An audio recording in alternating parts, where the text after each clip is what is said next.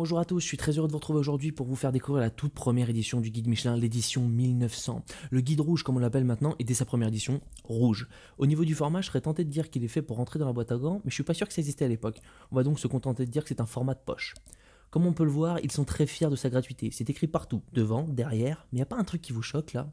Et ouais, il n'y a pas de bonhomme Michelin. Assez dingue quand on sait que maintenant, le bonhomme Michelin accompagne toujours la mention de la marque. Sur les 50 000 guides tirés à l'origine, il n'en resterait qu'une trentaine, dont un s'est vendu 19 500 € en 2013. Vous comprendrez aisément que je ne vous présente qu'une réédition. Néanmoins, elle demeure un témoignage intéressant sur la société du début du siècle dernier et sur l'essor de l'automobile. Allez, on passe sans plus attendre à l'intérieur. Comme je le disais, le guide est gratuit et il est donc au début de sa vie financé par la publicité. On peut voir ici la pub pour le garage Bellecour. On peut aussi voir le prix de l'essence, 50 centimes de francs le litre. On parle bien sûr d'anciens francs. Allez, pour rigoler, on se fait une petite conversion.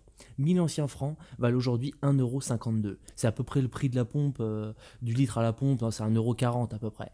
Donc on peut dire que le prix de l'essence a été multiplié par 2000 en 118 ans. Bon, c'est un calcul d'épicier qui n'a pas de réelle valeur, mais bon, c'est plutôt marrant à savoir. On découvre maintenant l'avant-propos, et si vous voulez lire plus en détail, je vous invite à faire pause. Moi, je voudrais surtout attirer votre attention sur une phrase. Cet ouvrage paraît avec le siècle, et il durera autant que lui. Une phrase prophétique s'il en est, puisque 118 ans plus tard, le guide se porte toujours aussi bien. Et reste la référence des guides culinaires. Si les tirages de son édition papier ne sont plus aussi flamboyants qu'ils ont pu l'être, Michelin a su évoluer et développer site internet et applications mobiles. Comme je le disais dans l'article sur mon blog, que je vous invite à consulter si ce n'est pas encore fait, une grande partie de ce guide 1900 est consacrée à l'entretien de son automobile, que ce soit comme ici pour les produits spécifiquement Michelin, mais aussi comme vous le verrez plus tard à l'entretien global du véhicule. Cette part-là est très importante dans les premières années. Elle représente un quart de l'ouvrage, mais elle va peu à peu s'amenuiser au fur et à mesure que l'automobile se démocratise et que les garages et autres se développent. Il y aura moins d'aventuriers de la route, mais plutôt des touristes, et donc ce sera plutôt les villes, les restaurants, les hôtels qui prendront le pas. Passons désormais à la nomenclature. Une nouvelle fois, faites pause si le cœur vous en dit. Contrairement à ce qui est écrit parfois sur internet, vous pourrez voir que les hôtels sont bien classifiés dès 1900. Ils sont classés par étoiles qui représentent le prix par jour d'une chambre moyenne avec service, bougies, petit déjeuner, dîner et surtout vin compris. Cela témoigne des habitudes de l'époque. L'alcool était partie prenante de la vie des Français et bien sûr, il n'y avait pas de limitation du taux d'alcool au volant. Je vous rappelle qu'à cette époque-là, le guide Michelin est avant tout un guide automobile et non pas un guide culinaire. Donc parler d'alcool est quand même assez surprenant, dirons-nous. Jusque dans les années 70, la consommation pouvait même, dans certains cas, être considérée comme une circonstance atténuante par les juges. Si, je vous assure, cela m'a étonné aussi, mais je vous invite à consulter mes sources dans la description pour trouver un article à ce sujet. On continue l'exploration de ce guide avec le cœur du sujet, son contenu principal. Comme vous le voyez, les informations sont succinctes. Kilomètres qui nous séparent des grandes villes, médecins, hôtels, garages, on y retrouve quelques plans de ville mais assez peu. En effet, le guide 1900 est imparfait car sorti dans l'urgence. Si vous avez lu l'avant-propos, vous avez noté que dès 1901, l'éditeur espère l'étoffer en y ajoutant plus de plans ainsi qu'un grand projet de répertorisation des routes pittoresques. En effet, Michelin comprend l'intérêt touristique de son guide. Il veut faire découvrir des routes moins directes que les nationales mais plus jolies. Ce n'est pas dénué d'intérêt commercial puisque ces routes sont moins directes et font donc parcourir à l'automobiliste plus de kilomètres. Et elles usent plus de pneus.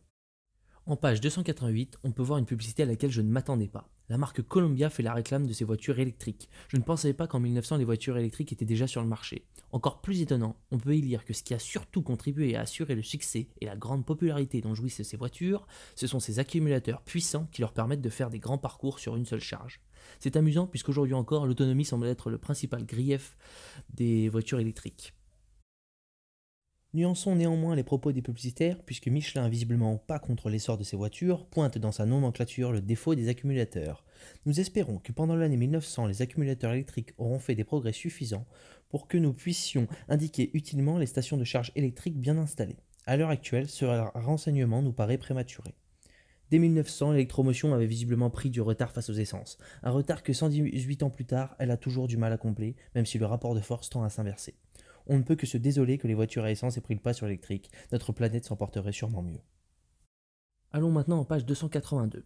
Michelin nous y aide à calculer notre vitesse, pour ça il suffit de calculer le nombre de secondes entre deux bornes kilométriques et de se référer au tableau.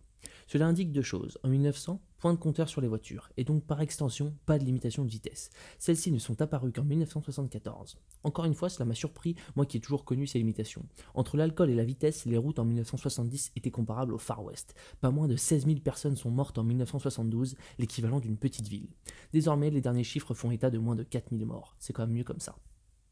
Voilà, c'est la fin de cette présentation, j'espère que vous aura plu. Si c'est le cas, likez, commentez, partagez comme d'habitude. N'oubliez pas non plus de me suivre sur mon blog ou sur mes réseaux sociaux pour être tenu informé de nouvelles publications. Ah, et un dernier petit conseil, si vous conduisez la DeLorean de Marty McFly et que vous voyagez en 1900, n'oubliez pas d'emporter cette édition dans votre boîte à gants. Elle est trouvable facilement en brocante ou sur internet pour moins de 5 euros. Allez, à la prochaine, ciao, restez curieux.